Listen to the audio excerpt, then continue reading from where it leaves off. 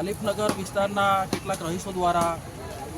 નગરપાલિકાને લેખિતમાં રસ્તા પર દબાણ બાબતે ફરિયાદ મળી હતી, જેના અનુસંધાને નગરપાલિકા દ્વારા આજરોજ અલીફનગર ટીપી રોડ પર જે હંગામી દબાણો કરવામાં આવેલા છે એ દબાણો દૂર કરવાની કામગીરી હાથ ધરવામાં આવેલી છે અને આવનારા સમયની અંદર જે અન્ય દબાણો છે એમને પણ નોટિસો આપીને આ રસ્તા પરના દબાણો દૂર કરવાની કાર્યવાહી હાથ ધરવામાં આવશે. વિવાદમાં કોઈ ઇસ્યુ નથી. જે રસ્તા પર જે અડચણરૂપ દબાણો છે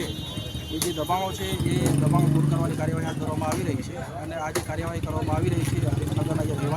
રહેવાસીઓ છે એની જે રજૂઆત હતી એના અનુસંધાનમાં કરવામાં આવી રહી છે અને જાહેર ટ્રાફિકની અડચણરૂપ હોય ટીપી રસ્તાઓ પર જે દબાણો હોય એ દબાણો